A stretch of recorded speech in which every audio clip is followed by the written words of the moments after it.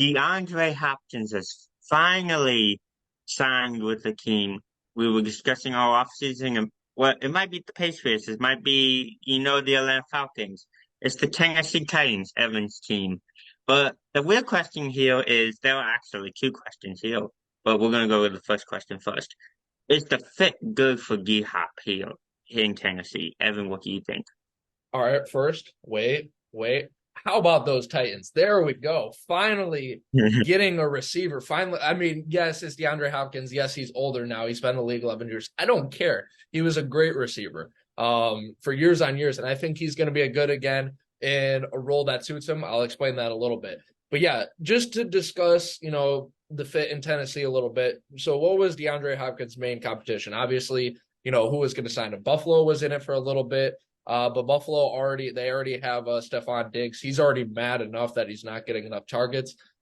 Stupid, but it is what it is. So Buffalo wants to accommodate him. So they were never seriously in it.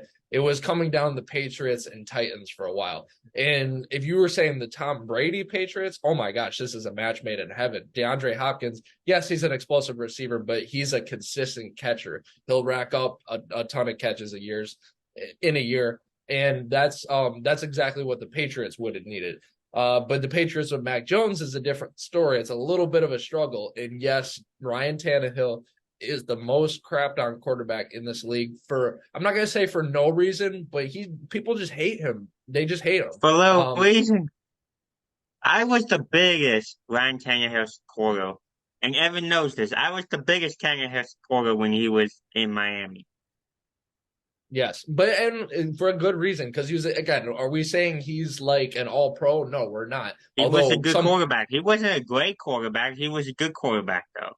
Although some of his early seasons in Tennessee I would contend did make him all-pro level. But again, he's not coming back to that. We understand that. Nobody actually believes he's going to consistently play like that. But my thing, though, is if you put Tannehill in the right system, he is for sure an upper level quarterback. He's never showed signs of decline. The biggest knock on him is some interceptions in key moments. I fully understand that. That has to do more with clutchness, not his ability. If he's got some receivers and he didn't have any receivers, he will be a good quarterback. So back to DeAndre Hopkins, where he slots in perfectly because yes, our number one receiver was Treylon Burks, who was the rookie last year. He was hurt again this year. Who's to say he's not another Kendall Wright? I don't know. With the type who has ability but always gets hurt. Who's to say that doesn't happen? We don't know. Why on God's earth would you trade that for AJ Brown? I don't know. But John Robinson's gone now, so I'll let the new GM explain what he wants to do. But anyways, so so you sign DeAndre Hopkins. That's a great fit because he will catch the football. Is he probably as explosive as he was in Houston? No, but you don't need explosion for an end zone fade if you're in first and goal at the 10. That's not explosion. That's just being a big boy and going up to get the ball. And that's what DeAndre Hopkins can do. And that's what I think he will do for the Titans. So I think overall, in terms of receivers, we really needed another veteran receiver. Julio Jones did not pan out 2 years ago. I have a lot more optimism about DeAndre Hopkins. But anyways, what do you think about the fit, Jake? Yeah, DeAndre Hopkins is going to slide in really nice here in Tennessee. As Evan mentioned, he's a pass catcher. So, with Tannehill throwing him the football, he's going to catch a lot of passes from him. Quick prediction for the season, by the way. Over 500 catches for DeAndre Hopkins. 500 catches? Or what do you mean? Yes. I feel like DeAndre Hopkins is going to get targeted a whole lot. But 500 the average, like a great season is 100. What do you mean 500 catches? Well, 500. I mean 500 targets. Okay, that would be a lot. Maybe it would be. It would be. We'll see on that. But anyways, I think Jake has at least a point there though that the Titans will target him a lot. I know under Mike Vrabel we like to use the tight ends. Chig Okonkwo, you'll have to look out for too. Especially the tight ends. We don't have Austin Hooper anymore, so someone else has got to step up. Mike Vrabel likes to exploit that. But in terms of receiver, it's going to be the DeAndre Hopkins show. So we'll see. Oh, yeah. Can he stay healthy too? But anyways, the last question, I'll let you talk for this one, Jake, first. Can the Titans compete with the Jags and the AFC South? We'll give an unbiased voice. I will try to stay unbiased, but it will be hard. But Jake, can the Titans compete with the Jags and the AFC South? Because those are the two that are mentioned the most to compete this year, and that was for the I division last year. I think they can. I think they were really close last year without D Hop, but now imagine adding D Hop.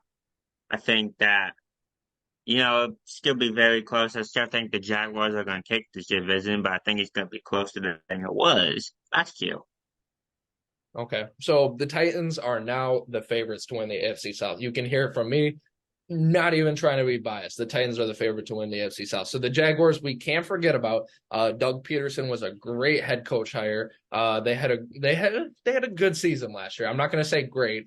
They snuck in the playoffs. They barely beat Josh Dobbs and the Titans to sneak in the playoffs. Good for them. They had the great Chargers playoff game, which made people remember them a little more. But Trevor Lawrence is good, but people think he's going to go to great automatically, and that's not automatic.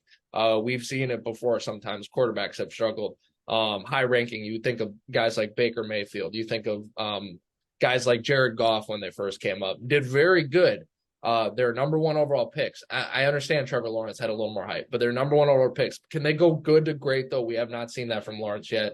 The Jaguars are a good team. Are they a great team?